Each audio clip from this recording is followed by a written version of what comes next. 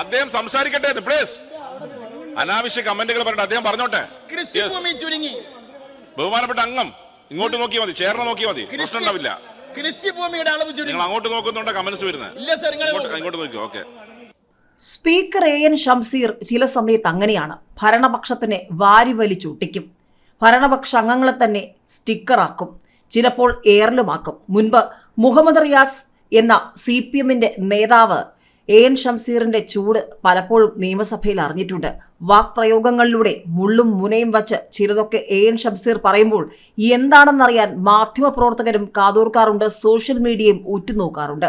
ഇപ്പോൾ ഭരണപക്ഷത്തെ വിമർശിച്ചിരിക്കുകയാണ് നിയമസഭയിൽ speaker AN Shamseer. പ്രതിപക്ഷാംഗത്തെ സംസാരിക്കാൻ അനുവദിക്കുന്നില്ല എന്ന് പറഞ്ഞുകൊണ്ടാണ് ബഹുമാനപ്പെട്ട ചെയർ സ്പീക്കർ തന്നെ അതിശക്തമായി ഭരണപക്ഷ അംഗങ്ങളെ വിമർശിച്ചിരിക്കുന്നത്.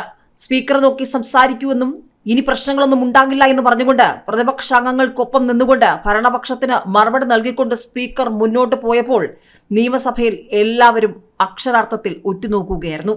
പോയ ദിവസം സ്പീക്കർ AN ഷംസീറിനെതിരെ അതിരൂക്ഷ വിമർശനമാണ് മാത്യു കുഴൽനാടനും പ്രതിപക്ഷ MLA-മാരും ഉന്നയിച്ചത്.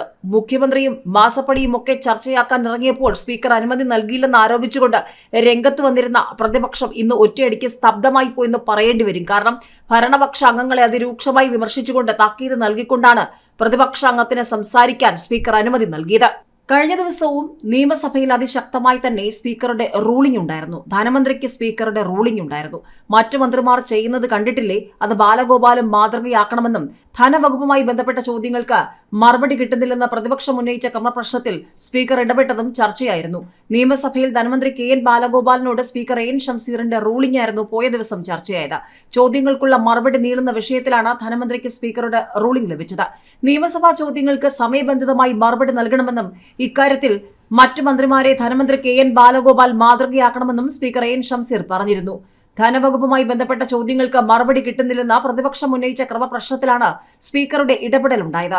നടപ്പ് സമ്മേളനത്തിലെ 199 ചോദ്യങ്ങളടക്കം 300ഓളം ചോദ്യങ്ങൾക്ക് ധനവകുപ്പ് മറുപടി നൽകിയിട്ടില്ലെന്ന് പ്രതിപക്ഷം ചൂണ്ടിക്കാട്ടിയിരുന്നു.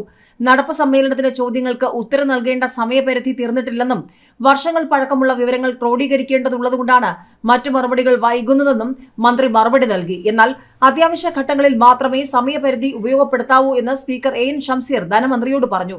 മുൻ റൂളിംഗുകൾ അനുസരിച്ചാണ് മറ്റു മന്ത്രിമാർ പ്രവർത്തിക്കുന്നത്. ധനമന്ത്രിയും മറ്റു മന്ത്രിമാരുടെ മാതൃക ഇക്കാര്യത്തിൽ പിന്തുടരണമെന്നും സ്പീക്കർ ഓർമ്മിപ്പിച്ചിരുന്നു. അതേസമയം കഴിഞ്ഞ ദിവസം സ്പീക്കർ പ്രതിപക്ഷത്തോട് കാട്ടിയത് അനീതിയാണെന്ന് VD സതീശൻ ആരോപിച്ചിരുന്നു.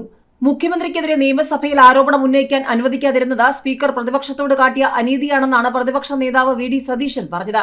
ഭരണപക്ഷത്തിനും പ്രതിപക്ഷത്തിനും രണ്ട് നീതിയാണ് സ്പീക്കർ നൽകിയതെന്നും നിയമസഭയിൽ അവതരിപ്പിച്ച സ്പെഷ്യൽ മെൻഷനിൽ VD സതീശൻ ചൂണ്ടിക്കാണിച്ചിരുന്നു. മുഖ്യമന്ത്രിക്കെതിരെ റൂൾസ് ഓഫ് പ്രൊസീജിയർ അനുസരിച്ച് മാത്യു കുഴൽനാടൻ രേഖകൾ സമർപ്പിച്ചിട്ടും ആരോപണം ഉന്നയിക്കാൻ സ്പീക്കർ അനുവദിച്ചില്ല.